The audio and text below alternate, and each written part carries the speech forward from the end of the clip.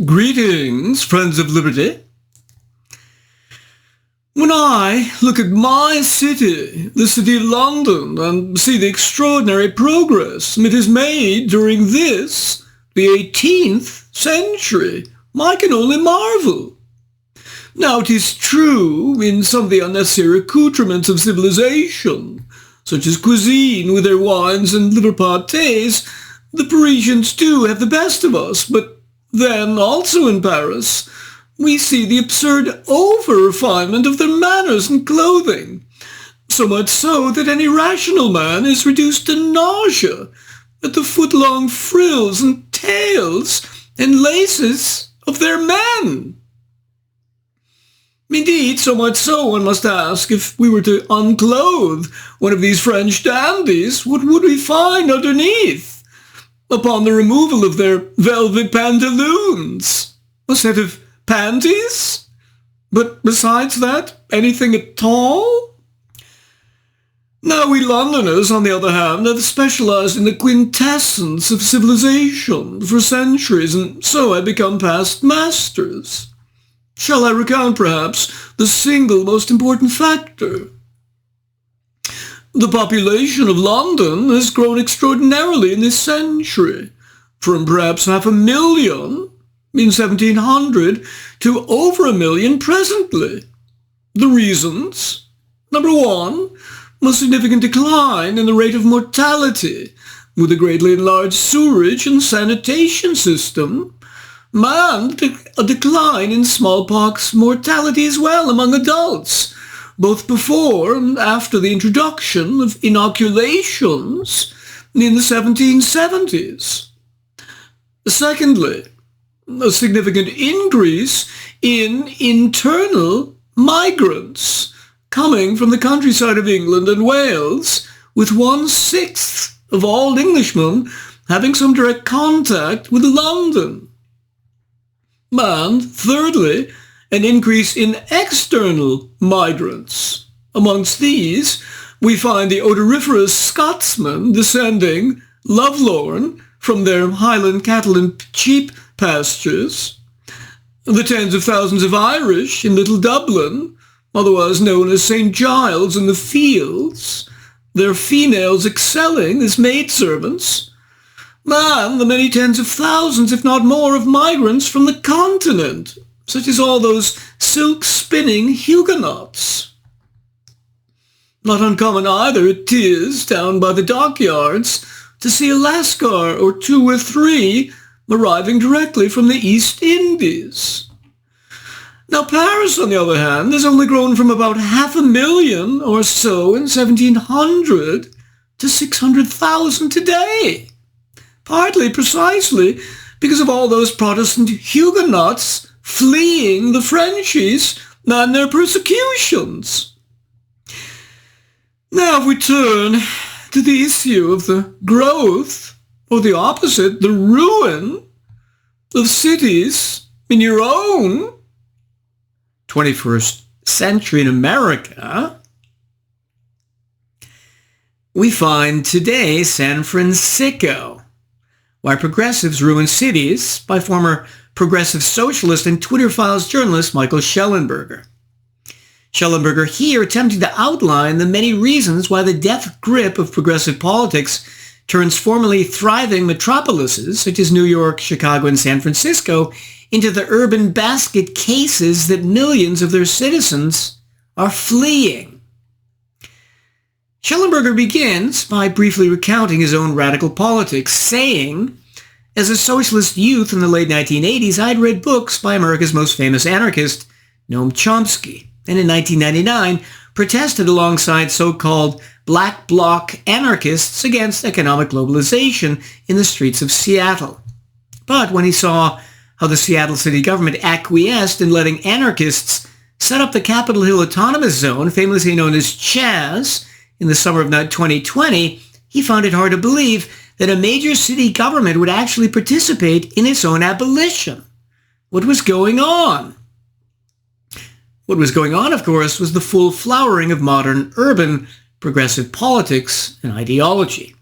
That meant, A a growing number of people in floridly psychotic states screaming obscenities at invisible enemies on the sidewalks. B, that Democratic elected officials stopped enforcing many laws against certain groups of people. C, in 2019, San Francisco spent nearly $100 million on street cleaning. We know what for. 4 times more than Chicago, which is 3.5 times as many people. D, in 2021, the then vice president of the San Francisco School Board said, meritocracy based on standards testing, I am just going to say it, those are racist systems. E, despite the rise of NGOs like Housing First, which gave people free or subsidized housing, from 2005 to 2020, San Francisco experienced an astonishing 95% increase in unsheltered homelessness as the number of permanent supportive housing units offered by the city rose from 6,487 to 10,051. F, that people from other cities come to San Francisco with some of the homeless shopping around from city to city seeking the best housing and benefits. And G, that at one point the city spent $61,000 per homeless tent, which is 2.5 times the median rent for a one-bedroom apartment in the city. Shellenberger concludes that what I discovered in the process was much of what I and other progressives had believed about cities, crime, and homelessness was all wrong. In describing his alleged process of enlightenment, he lists about 6 major causes or reasons for why progressives have ruined cities. Let's consider them sequentially. Reason number 1, psychiatric deinstitutionalization. Shellenberger says deinstitutionalization began nationally in the 1930s, in earnest in the 1950s, and by 1967, nearly half of the patients in California state mental hospitals had been released. Experts argued that hospitals were superfluous institutions and merely a symptom of an outdated system. As a result of the flood of mentally ill people on the street, a psychiatrist who worked in San Francisco's General Emergency Psychiatric Ward for 25 years compared parts of the city in 2018 to an open-air insane asylum. Shellenberger concludes, liberals and progressives had gone, thanks in part to the ACLU, Michel Foucault, and One Flew Over the Cuckoo's Nest, from advocating humanistic psychiatric care to opposing it. And the result is that the most difficult, mentally ill and addicted homeless people end up becoming the responsibility of the police and criminal justice system. I would simply point it out, as he just said, that deinstitutionalization was per se a bipartisan effort. His reason number 2, drugs intrinsically addict people. Shellenberger argues, for example, that crack was a major factor behind the emergence of homelessness as a problem in the 1980s. Crack radically reduced the price of cocaine along with its duration of the high, making it available to the poor and working class.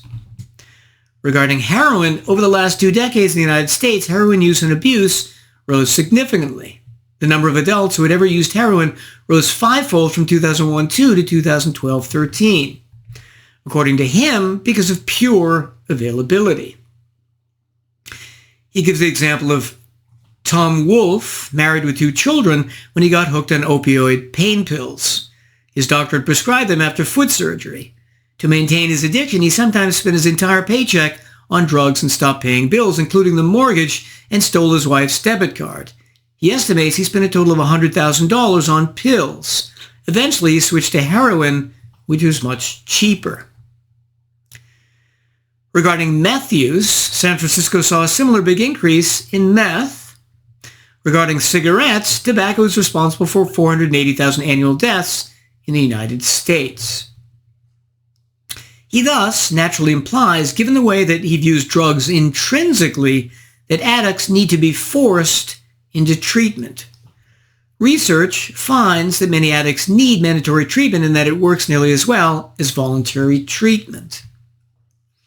In the same way, he claims that undertreating patients who need pain medication can be beneficial, saying it's true that the backlash to the overprescription of opioids has in many cases resulted in doctors undertreating pain, particularly of black patients. but such undertreatment also appears to have saved over 14,000 black lives, according to a New York Times estimate based on peer-reviewed research. At the same time, he appears to agree that most patients have no trouble with opioids, with estimates of pharmaceutical opioid addiction or abuse ranging from 1 to 8% of patients. Reason number 3. He claims it was San Francisco's preservation of low-cost, often substandard housing and conversion into housing for the homeless which helped make the homeless addiction problem so much worse than in other cities. He adds, one reason that there are so many homeless people on the streets in San Francisco is that both progressive and moderate Democratic elected officials and the city's most influential homelessness experts and advocates have for 2 decades opposed building sufficient shelters. Reason number 4. He argues that progressives give people drugs or enable their treatment by giving them free drugs. This is true and exacerbates the situation. Reason number 5. Contradicting the progressive narrative, at one point, Shellenberger denies that racism plays any significant role in creating addiction or homelessness, saying, if poverty, trauma, and structural racism cause addiction, why did addiction worsen over the same period that poverty, trauma, and racism declined? Likewise, he says, trauma from child and partner violence is at its lowest level in decades and perhaps hundreds of years. However, at another point, he does seem to imply and even say, quoting the studies of Roland Fryer, that to some degree racism still plays a role. Reason number 6. Rejecting the view that many NGOs that deal with homelessness are part of the problem, he says, for example, the problem isn't coming from within the homeless industrial complex. It's coming from within ourselves. What could he ever specifically mean by that? He means the theories of human nature as espoused by social psychologist Jonathan Haidt, as expressed in his 2 books, The Coddling of the American Mind and The Righteous Mind. Shellenberger uses Haidt's theories to claim that, since progressives are more disturbed by signs of violence and suffering compared to conservatives, that they do more counterproductive things in their compassion. Shellenberger then proceeds to give a lengthy description of cult leader Jim Jones and the People's Temple, which developed in San Francisco by milking liberal compassion for money and in attracting the homeless as cult members. Jones then, of course, moved to Guyana, where in 1978 the cult literally coined the now common phrase, drinking the Kool-Aid, by they're all drinking cyanide-based Kool-Aid, laced Kool-Aid. So having finished giving the 6 reasons why Shellenberger believes the progressives ruin cities, let's turn to the solutions that he offers. Solution number 1. A huge state and federal program to house people. He says if California were to provide a $500,000 studio apartment unit to each of its 150,000 homeless people, the cost would be $75 billion over a 30-year period, about $6.2 billion annualized. And let's say that the federal government paid for half, to account for the fact that California is half of America's homeless, but just 12% of the population. That would bring total annual costs down to $3 billion, which is just 1/4 of what California currently spends in a year on homelessness. In other words, all the rest of America should pay half the costs of this huge program. Solution number 2, mandatory therapy for addicts. He says, the West is far more libertarian about lots of things. Out West, it's more do whatever you want, but it doesn't work well for addiction. The pursuit of allegedly individual freedom ends up ultimately killing the person and does enormous damage to everybody else. Do your own thing is not so different than every man for himself. Wrapping it all up, Shellenberger says with solution number 3, what California needs is a new, single and powerful state agency. Let's call it Cal-Psych. Cal-Psych would efficiently and humanely treat the seriously mentally ill and addicts while providing housing to the homeless on a contingency-based system. CalPsych would be scaled up over time, replacing various institutions. Assisted outpatient treatment, which treats the mentally ill outside of hospitals, would play a central role. Treatment in the community would be preferred over hospitals. CalPsych would also fight drug addiction through expanded drug treatment and would intervene either when the addict is revived from overdose or after he is caught repeatedly committing nuisance crimes like public defecation, shoplifting, or public intoxication. Through CalPsych, California would dramatically increase the types of shelter and housing available to the homeless. So now, having seen first his description of how progressives ruin cities, and secondly, his own proposed solutions, let's evaluate the totality of what he's presented us. Issue number 1. He completely misunderstands all the ways the drug war makes the whole urban situation worse. A. The drug war in itself intensifies the strength of drugs produced and sold to users and addicts, thus increasing the potential for addiction and death. During alcohol prohibition, for example, the liquor produced was much stronger, since the same amount could be smuggled easier. Similarly, when pot was illegal, its potency increased enormously, with Sinsemilla and Hawaiian Gold, for example, becoming famous varieties. Likewise, today, the rise of potent drugs like meth, heroin, and fentanyl, 30 times more potent than heroin, are significantly and directly caused by the drug war itself. Shellenberger is oblivious to this. As Reason magazine reported, deaths involving the category of opioids that includes fentanyl more than tripled between 2010 and 2015, then doubled in 2016 alone. The proliferation of fentanyl-fortified heroin is the most obvious explanation. B. Both the now increased strength of drugs and their purity are impossible to verify on the black market, resulting in a great increase in the number of deaths. Deaths are bad, Michael. So, for example, after Purdue Pharma's OxyContin was essentially discontinued in 2010, opioid deaths by overdose increased enormously in the U.S. in 2015, from around 5,700 nationally to 84,000 in 2022, a 15-fold increase. Again, because OxyContin was discontinued and users substituted with black market opioids. C. Because of the drug war, the price of drugs increases enormously, sometimes 20 times or more, meaning all types of users and addicts need to commit more crimes, such as shoplifting, burglary, robbery, and prostitution to buy drugs. In addition, precisely because of the vastly increased price, many people will now become drug dealers, whereas otherwise they would have been forced into an honest living. D. Shellenberger says regarding alcohol prohibition from 1919 to 32 that much of what I had believed about prohibition was wrong. There's little evidence that it increased the murder rate because the rise in gang violence was offset by fewer non-gang drunken murders. The reality is exactly the opposite. All you have to do is Google the homicide rate, Michael. After alcohol prohibition was repealed in 1933, murder rates in the U.S. dropped almost in half in the next 12 years, from almost 10 per 100,000 in 1932 to about 5 by 1944. Similarly, Colombia, during its drug wars, and Mexico nowadays have had vastly increased national rates of homicide, increasing in Mexico from 8,000 in 2007 to 35,000 in 2022, a fourfold increase.